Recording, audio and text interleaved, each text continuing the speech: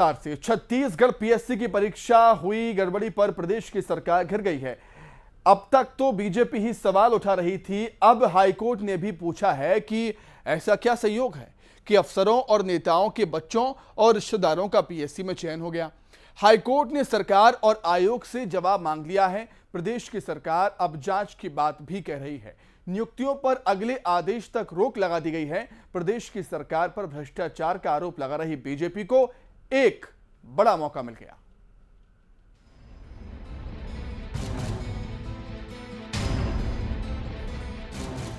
CGPSC घोटाले पर छत्तीसगढ़ की भूपेश सरकार घिर गई है। सियासी आरोपों का जवाब देने के साथ ही अब सरकार को अदालत का सामना भी करना पड़ेगा। छत्तीसगढ़ हाईकोर्ट ने पीएससी की हालिया भर्ती में गड़बड़ी पर विधायक नंदकीराम कंवर की याचिका स्वीकार कर दी है।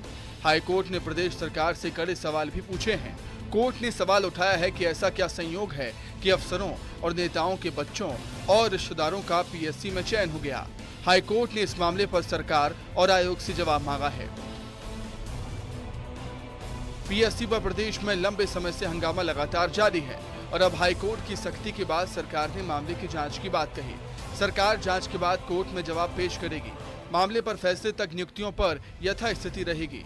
कोर्ट के अगले आदेश तक नियुक्तियों की प्रक्रिया को अंतिम रूप नहीं दिया जाएगा। पीएससी नियुक्तियों पर हाईकोर्ट के सवाल के बाद अब बीजेपी सरकार पर हमलावर हो गई है। पूर्व सीएम रमन सिंह ने कहा कि कांग्रेस का भ्रष्टाचार सामने आ गया है। नेता प्रतिपक्ष नारायण चंदेल ने भी सरकार को घेरा। दूसरा फैसला जिसमें सीजीपीएससी के मामले की बात है, उच्च न्यायालय ने कांग्रेस सरकार को न केवल फटकार लगाई है बल्कि उन्होंने 18 मेरिट होल्डर जो कांग्रेस के नेता अधिकारियों से संबंधित है, पीएससी चेयरमैन के रिश्तेदार हैं, उनकी नियुक्ति पर रोक लगाते हुए। नियुक्तियों पर हाईकोर्ट के सवाल के बाद प्रदेश की सरकार निशाने पर है। सीएम भूपेश बघेल कोर्ट का आदेश का पालन करने की बात कह रहे हैं। ये भारतीय जनता पार्टी के नेता ही नंदकीराम कंवर जी कोर्ट गए हैं और कोर्ट के जो आदेश है उसका हम लोग पालन करेंगे।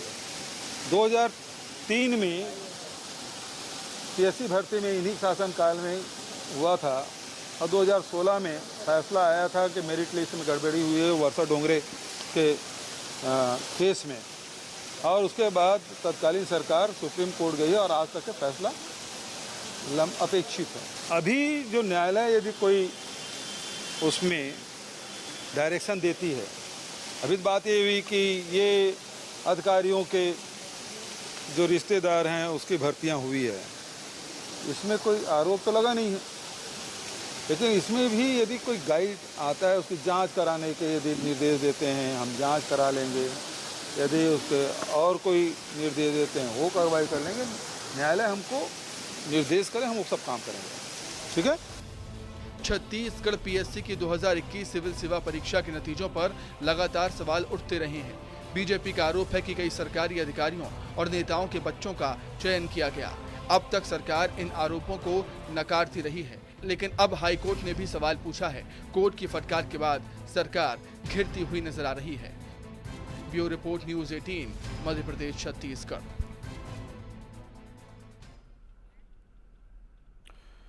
मध्य प्रदेश में लोन ऐप ने एक और जिंदगी खत्म कर दी। लोन ऐप के चक्कर में एक और युवक की जान चली गई है। प्रदेश में लोन ऐप का जाल अब काल बन रहा है। रिपोर्ट देखें आप।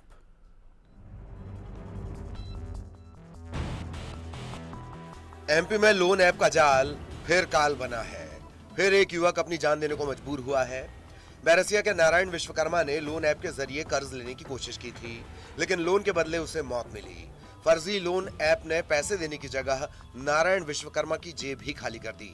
3 लाख का लोन दिलाने के नाम पर 1,93,000 रुपए वसूल कर लिए। युवक को लोन भी नहीं मिला, अपने पैसे भी चले गए। इससे परेशान होकर युवक ने खुदकुशी कर ली।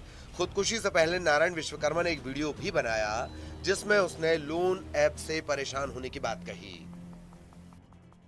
ये धनी ऐप्स वालों ने मुझसे 1,93,000 रुपये डलवाए हैं। लोन अमाउंट 3 लाख का लोन पास हुआ था। उन्होंने मुझसे 1,93,000 रुपये डलवाए हैं। मेरी व्हाट्सएप हिस्ट्री खोलिए, उसमें सब मैंने कितने पैसे किए हैं सब रिकॉर्ड है। उन लोगों के फ़ोटो, आईडी नंबर सब उस मोबाइल व्हाट्सएप में है। मेरी अनुरोध है उस कंपनी पे क्लेम कीजिए, केस लगाइए। इस वीडियो में युवक ने बताया कि कैसे लोन के नाम पर उसके साथ ठगी की गई। वो इंसाफ की मांग कर रहा है। बेटे की मौत से उसका परिवार सदमे में है। पिता फूल सिंह विश्वकर्मा ने बताया कि उन्होंने कलेक्टर, क्राइम ब्रांच और पुलिस सभी जगह शिकायत दर्ज करवाई, लेकिन अब तक कोई कार्रवाई ही नहीं हुई है। मेरे लड़के के साथ साहब 1,93,000 की ठगी करी, लालच देके साहब उसने सुसाइड कर लिया। अभी तक कोई कानून कार्रवाई नहीं हुई। मैं कलेक्टर जी में फ्री आया, देहाती में फ्री आया, ग्राम ब्रांच में फ्री आया, बेरसिया थाना में गया था, कोई कार्रवाई नहीं हुई। लोन ऐप के चक्कर में पड़कर जान देने का ये पहला मामला नहीं। इससे पहले भोपाल के ही महेंद्र विश्वकर्मा नाम के शख्स ने ऑनलाइन लोन के जाल में फंसकर अपनी पत्नी और 2 बच्चों के साथ खुदकुशी कर ली थी। इसके बाद पुलिस ने एडवाइजरी भी जारी की थी।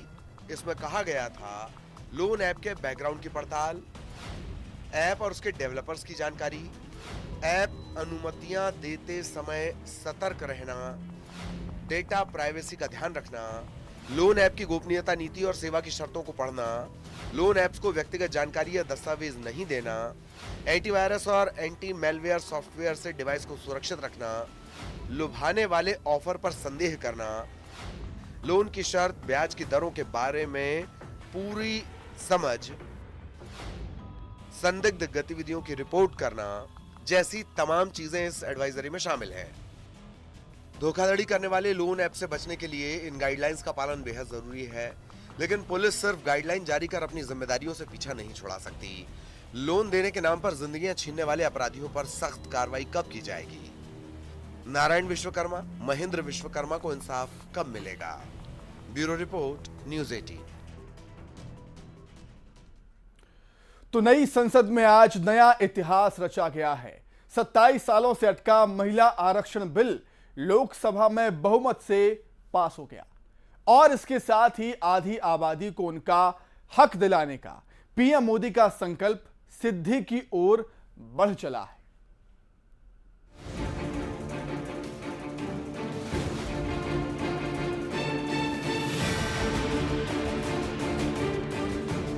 जो सदस्य इसके पक्ष में हाँ गए, जो सदस्य विरोध में ना गए, मेरे विचार में निर्णय हाँ वालों के पक्ष हुआ, हाँ वालों के पक्ष हुआ। माननीय मंत्री जी अब विधेयक को प्रस्तावित करें। देश में आज नया इतिहास बना है। महिला आरक्षण बिल लोकसभा में पास हो गया। कई सरकारें आईं और गईं। कितनी ही बार महिलाओं को अधिकार दिलाने की कोशिशें की गईं, लेकिन आधी आबादी को हक नहीं मिला। महिला आरक्षण बिल 27 साल तक अटका रहा, लेकिन संकल्प की शक्ति देखिए। नई संसद भवन में पहली कार्रवाई के दौरान पीएम मोदी ने लोकसभा और विधानसभाओं में महिलाओं को आरक्षण देने का ऐलान किया। आज वोटिंग हुई और नारी शक्ति वंदन अधिनियम बहुमत से लोकसभा में पास हो गया। संसद के विशेष सत्र के तीसरे दिन पर्ची से हुई वोटिंग में बिल के समर्थन में 454 वोट और विरोध में 2 वोट पड़े। कल ये बिल राज्यसभा में पेश होगा। वहां से पास होने के बाद राष्ट्रपति की स्वीकृति के लिए जाएगा। राष्ट्रपति की स्वीकृति मिलने के बाद ये कानून बन जाएगा। जो सदस्य इसके पक्ष में हाँ गए, जो सदस्य विरोध में ना गए, मेरे विचार में निर्णय हाँ वालों के पक्ष हुआ, हाँ वालों के पक्ष हुआ। माननीय मंत्री जी अब विधेयक को प्रस्तावित करें। इस बिल के कानून बन जाने पर महिलाओं को संसद और विधानसभा में 1/3 सीटों पर आरक्षण मिलेगा। महिला आरक्षण बिल 1996 से ही अधर में लटका हुआ है। 27 सालों के दौरान कई बार महिलाओं को उनका अधिकार दिलाने की कोशिश हुई, लेकिन आरक्षण बिल पारित नहीं कराया जा सका। लेकिन अब महिलाओं को उनका अधिकार दिलाने पर पीएम मोदी का संकल्प सिद्धि की ओर बढ़ चला है। आधी आबादी को हक दिलाने की दिशा में देश ने मजबूत कदम आगे बढ़ाया है। Bureau report, news 18।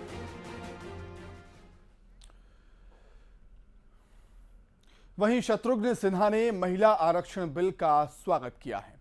उन्होंने कहा, देर आए दुरुस्त आए। बिल पहले आता तो ज्यादा अच्छा होता। लेकिन उन्होंने ये भी कहा कि महिला आरक्षण कानून को अमली जामा पहनाने में अभी भी कई पेंच हैं। साथ ही उन्होंने कहा कि जो गठबंधन बना है उससे घबराकर केंद्र सरकार इस तरह के फैसले ले रही है। अभी हमारे साथ हैं तृणमूल कांग्रेस के सांसद शत्रुघ्न सिन्हा। सर, जिस तरीके से केंद्र सरकार महिला आरक्षण बिल लाई है, आज लोकसभा में भी है, पास हो जाएगा, इसको कैसे देखते हैं आप? ये बिल तो बहुत अच्छा है, यानी हम सबों का समर्थन प्राप्त है इसको। और बिल के मामले में कह सकता हूं कि ये नारी वंदन का सशक्तिकरण बिल जो लाया गया है, ये पहले आ जाता 2014 में तो बहुत अच्छा होता, कुछ पूरा ये था, पहले होता तो बहुत अच्छा होता। लेकिन अभी भी कहूंगा कि देर आए दुरुस्त आए, देर से आए दुरुस्त आए, ठीक है। हालांकि इसके अंदर बहुत पेंच है, लेकिन आप चाहते हैं कि ये बिल पास हो जाए, क्योंकि बहुत कोशिश, लंबे वक्त से कोशिश हुई। मैं तो ये कहूंगा महिलाओं को तो पूरा उनको अधिकार मिलना चाहिए। इसमें एक बात मैं भी कहूंगा, लेकिन मैं पहले कहता हूं कि 33% 35% की बात क्यों कर रहे हैं, उनको तो 50% में मिलता तो मैं समझता हूं कि कम ही होता। देखिए, बीजेपी में बहुत बड़े नेता हैं, आपके मित्र भी हैं, राजनाथ सिंह हैं, अमित शाह हैं, बड़े बड़े नेता वहां पे अच्छे लोग हैं, बढ़िया लोग हैं। अमित शाह को तो मैं समझता हूँ अमित शाह बहुत चाणक्य आदमी हैं, बढ़िया, उनको आज उनकी बड़ी कदर है और उसका उनका स्टडी। हालांकि ये बात अलग है कि उनके स्ट्रेटेजी पिछले कुछ चुनाव में बहुत ही बुरी तरह से, लेकिन वो जीत हार तो चलते रहती है। मैं इनको अमित शाह जी को बहुत मानता हूं, उनका देखता हूं, बहुत बढ़िया तरीके से कोई चीज को पेश करते हैं पार्लियामेंट में। उनका गुस्सा भी होता है तो थोड़ी देर गुस्सा शांत कर लेते हैं और बहुत मैच्योरिटी से बात करते हैं। और उनका मेरा ख्याल है शायद वो अकेले होंगे उस दल में जिनके पास हर सवालों का जवाब होता है, अच्छे से पेश करते हैं। तो ये थे शत्रुघ्न सिन्हा। कैमरामैन अपू पाठक के साथ अनूप गुप्ता, न्यूज 18 नेटवर्क, दिल्ली। इंदौर में सीएम शिवराज सिंह चौहान ने जन आशीर्वाद यात्रा में शिरकत की और इस दौरान बड़ी संख्या में लोग शामिल हुए। सीएम ने जमकर कांग्रेस पर प्रहार किया। वहीं भोपाल में किसानों को सौगात देते हुए मुख्यमंत्री कृषक मित्र योजना का शुभारंभ किया।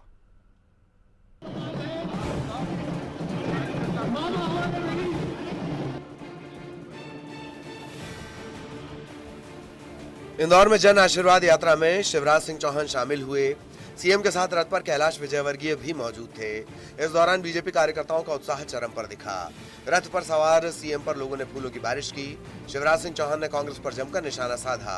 उनका कहना था कि जनता के खाते में पैसे डालने पर कांग्रेस अजीब सवाल कर रही है। जनता के खाते में पैसा डालते हैं तो गुस्सा होते हैं, अफसरों पर बरसते हैं, ट्वीट करते हैं, ये पैसा कहां से आ रहा है, ये पैसा कहां से आ रहा है। अरे जब धर्मात्मा राज करते हैं तो परमात्मा भी प्रसन्न रहते हैं। आ रहा है। इससे पहले भोपाल में सीएम ने प्रदेश के किसानों को बड़ी सौगात दी। कुशाभाऊ ठाकरे सभागार में सीएम ने मुख्यमंत्री कृषक मित्र योजना का शुभारंभ किया। कार्यक्रम के जरिए फॉर्म भरवाने का काम शुरू कर दिया गया है। मुख्यमंत्री ने किसानों की भूमिका की तारीफ करते हुए उन्हें प्राणदाता करार दिया। 619 लाख मीट्रिक टन ये पिछले साल का रिकॉर्ड। हमने अन्न के भंडार भर दिए। हमारा बासमती चावल हो, हमारा सरबती गेहूं हो, हमारा एक कली का लहसुन हो, अलग अलग फसलें दुनिया में आज धूम मचा रही है मेरे किसान भाइयों। लेकिन सरकार ने, हमने आपका साथ देने में कोई कसर नहीं छोड़ी। आप याद कीजिए वो दिन जब कांग्रेस की सरकारें हुआ करती थी और किसान को 15-16% पर ब्याज मिलता था। कई बार जो सुविधा मिलती है उसके बारे में अपन भूल जाते हैं। मैंने घटा के पहले 7% किया, फिर 5% किया, फिर 3% किया, फिर 1% किया और बाद में तय कर दिया 0% ब्याज पे किसान को कर्जा मिलेगा। चुनावी साल में सीएम शिवराज एक्टिव दिख रहे हैं। एक तरफ योजनाओं की सौगात दे रहे हैं, दूसरी तरफ जनता से जुड़ भी रहे हैं। इंदौर में जन आशीर्वाद यात्रा का भव्य स्वागत किया जा रहा है। भारी भीड़ को लेकर बीजेपी उत्साहित नजर आ रही है। बीना से बड़ी खबर, जहां यात्री बस ने युवक को कुचला है। युवक की मौके पर ही मौत हो गई। गुस्साए लोगों ने बस में आग लगा दी। खुरई खिमलासा बाईपास की घटना।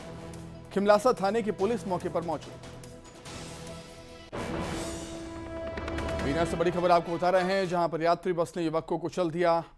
युवक की मौके पर ही मौत हो गई। वहीं गुस्साए आक्रोशित लोगों ने बस को आग के हवाले कर दिया। बस पूरी तरीके से जलकर खाक हो गई। खुरई खिमलासा बाईपास की घटना है। खिमलासा थाने की पुलिस मौके पर पहुंची हुई है।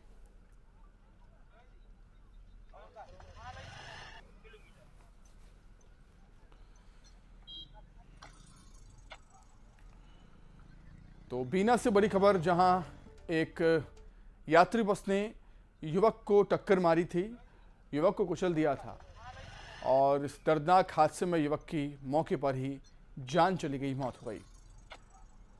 युवक की जान चली जाने से लोगों में काफी गुस्सा था, आक्रोश था और आक्रोशित लोगों ने, गुस्साए लोगों ने बस को आग के हवाले कर दिया और बस बीच सड़क पर धू धू कर पूरी तरीके से जलकर खाक हो गई। खुरई खिमलासा बाईपास की यह घटना बताई जा रही है, जहां पर यह हादसा हुआ था और जहां पर गुस्साए लोगों ने बस में आग लगा दी थी। खिमलासा थाने की पुलिस मौके पर पहुंचती है और मामले की जांच शुरू करती है।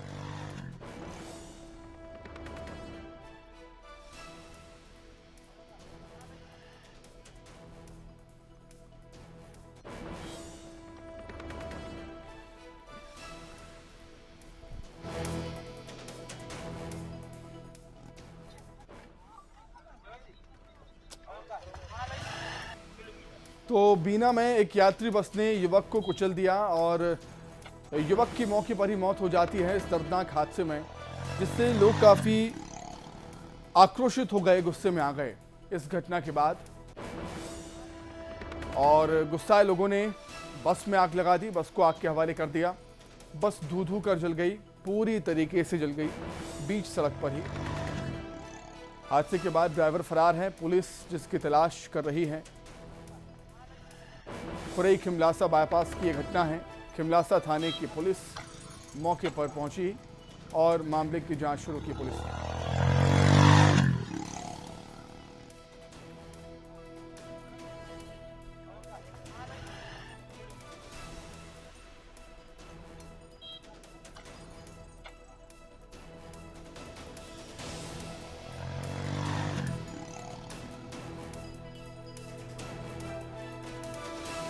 तो बीना में यात्री बस ने युवक को कुचल दिया। इस दर्दनाक हादसे में युवक की मौके पर ही मौत हो जाती है। युवक की मौत से लोगों में काफी गुस्सा था और गुस्साए लोगों ने बस को आग के हवाले कर दिया। वहीं जबलपुर में नर्सिंग छात्रों ने प्रदर्शन किया। जब छात्रों ने बैरिकेड्स पार कर कलेक्ट्रेट में घुसने की कोशिश की तो छात्रों पर पुलिस ने वाटर कैनन का इस्तेमाल किया। छात्र परीक्षा कराने की मांग कर रहे थे और छात्रों का कहना था कि पिछले 3 सालों से परीक्षाएं नहीं हुई हैं।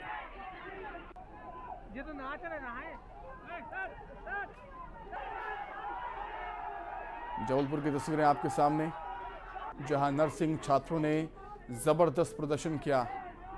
छात्र बड़ी संख्या में वहां पर मौजूद थे। जब छात्रों ने बैरिकेड्स पार कर कलेक्ट्रेट में घुसने की कोशिश की, कलेक्ट्रेट का घेराव करने के लिए पहुंचे हुए थे, बैरिकेड्स को लांघकर कलेक्ट्रेट में घुसने की कोशिश की तो छात्रों पर पुलिस ने वाटर कैनन का इस्तेमाल किया।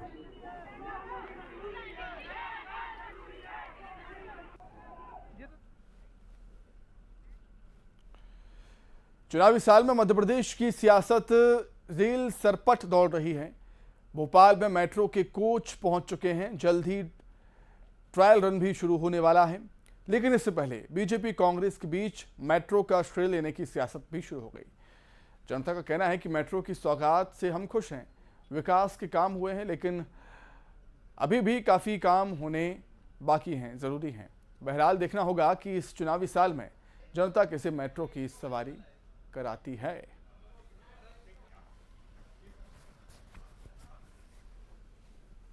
आपका स्वागत है। मध्य प्रदेश में ये चुनावी साल है और चुनावी साल में सियासत की रेल सरपट दौड़ती हुई नजर आ रही है। और इसी साल भोपाल की मेट्रो जो है वो अब ट्रैक पर लगती हुई दिखाई दे रही है। जल्द ही भोपाल मेट्रो का ट्रायल रन जो है वो शुरू होने वाला है और एक जो भोपाल मेट्रो का डमी कोच है वो पब्लिक के लिए, आम लोगों के लिए यहां पर रखा गया है ताकि लोग समझ सकें कि उनकी मेट्रो कैसी होने वाली है।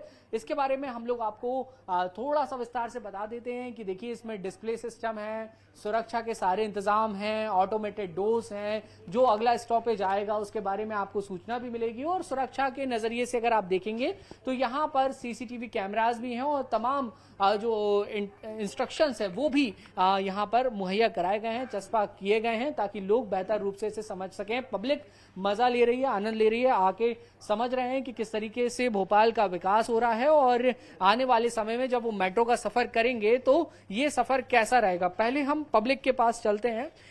भोपाल में मेट्रो शुरू हो रही है, खुश हैं आप लोग? अच्छी सुविधा है? हाँ, बहुत अच्छी सुविधा है, इससे बहुत मजा आएगा मेट्रो में जाने के लिए, बहुत अच्छी। थोड़ा सा यातायात अब सुगम हो जाएगा?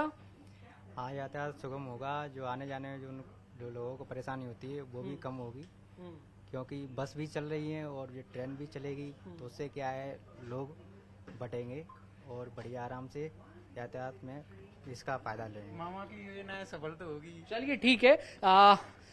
भोपाल मेट्रो से पब्लिक तो खुश है, पब्लिक को लगता है कि आने वाले समय में उनको सुविधाएं मिलेगी, लेकिन महत्वपूर्ण सवाल यह है कि मेट्रो की सौगात दी किसने। क्योंकि जब मेट्रो के उद्घाटन की या मेट्रो के शुरू होने की बात आती है तो बीजेपी और कांग्रेस दोनों ही दल के लोग ये कहते हैं कि ये हमारी तरफ से किया गया है। इस सफर को थोड़ा सा सियासी बनाने के लिए बीजेपी से हमारे साथ मिलन भार्गव और कांग्रेस से विवेक त्रिपाठी हैं। दोनों बहुत जाने माने प्रदेश के प्रवक्ता हैं और बहुत बेबाक अंदाज में अपनी पार्टी का पक्ष रखते हैं। विपक्ष के पास लिए चलते हैं। विवेक जी, मेट्रो की सौगात कांग्रेस की या बीजेपी की? देखिए, निश्चित ही 25 नवंबर 2019 को मध्य प्रदेश के पूर्व मुख्यमंत्री श्री कमलनाथ जी ने जब भूमि पूजन किया था तो ये उनकी दूरदर्शिता का परिणाम था। और मैं तो समझता हूँ आज मेट्रो लेट है, भोपाल वासियों को ये मेट्रो की सौगात तो पहले ही मिल जाती अगर मध्य प्रदेश में कांग्रेस की सरकार होती जिसको जनता ने चुना था। और मध्य प्रदेश में मुख्यमंत्री महोदय रहते हुए कमलनाथ जी ने वादा किया था कि मैं मेट्रो की सौगात भोपाल और इंदौर को दूंगा, परंतु भाजपा का दुष्परिणाम है और विफलता है कि आज तारीख तक मेट्रो सिर्फ डिस्प्ले हो पाई है, पटरियों पर नहीं उतर पाई है, भ्रष्टाचार की भेंट चढ़ गई है। मैं समझता हूं अभी चुनाव से पहले भी शायद 2 स्टेशन पे शुरू कर पाएंगे, उससे ज्यादा इनने जो पूरा मेट्रो का प्लान था उसमें जितनी लेट हुई है उसमें कहीं ना कहीं भाजपा जिम्मेदार। भाजपा को जिम्मेदार भी बता रहे हैं और ये भी बता रहे हैं कि मेट्रो की सौगात देने का काम तो कांग्रेस ने किया था, अब आप लोग फीता काट रहे हैं। ये ठीक वैसे ही है जब विकास को देखकर बौखलाना। देखिए, कांग्रेस पार्टी ये नहीं समझ पा रही है कि आरोप तो लगा रहे हैं, आरोप को सिद्ध नहीं कर पा रहे हैं। एक एजेंडा, एक कंपनी ने उन्हें हायर की हुई है जिसमें 50% कमीशन चलाना है, जिसमें विकास को बदनाम करना है। अब मेट्रो में कौन सा भ्रष्टाचार हो गया, इससे पूछिए ना। और भ्रष्टाचार हुआ तो कांग्रेस पार्टी उसमें क्या कर रही, कार्रवाई भी तो करना पड़ेगी साहब, शिकायत भी करना। विपक्ष की भूमिका क्या है? आरोप लगाए और भागे, मतलब ट्वीट करो, ट्वीट पाकिस्तान से ले आए फोटो कमलनाथ जी या दिग्विजय सिंह जी, फर्जी वीडियो ले आए और जैसे एफआईआर हुई तो डिलीट कर दिया। भैया ये नहीं है विपक्ष की भूमिका। आप जब तक सत्ता में रहे तब तक विकास के कुछ बिंदु नहीं गिना पा रहे हैं। आप 15 माह में कमलनाथ जी रहे तो 15 योजनाएं गिनवा दीजिए मध्य प्रदेश के विकास में कोई भूमिका निभाई हो। 2003 का मध्य प्रदेश देख लीजिए और 2023 का मध्य प्रदेश, क्या बीमारू राज्य छोड़कर गए थे, आज मेट्रो पहियों पर आ गई है, पटरी पर आ गई है। फिल्म अभिनेत्री शिल्पा शेट्टी ने अपने गणपति बप्पा का विसर्जन कर दिया है। इस अवसर पर उनके पति राज कुंद्रा और बहन शमिता शेट्टी भी मौजूद रहे। सभी गणपति बप्पा के जयकारे लगा रहे थे। शिल्पा शेट्टी का पूरा परिवार साथ नजर आया। इसमें उनके पति राज कुंद्रा, बहन शमिता शेट्टी और उनका बेटा भी शामिल रहा। शिल्पा शेट्टी ढोल बजाकर नाचते हुए भी नजर आई।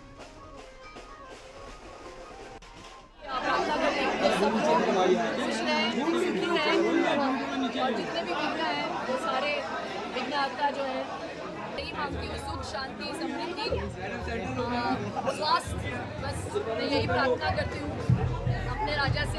और मुझे बहुत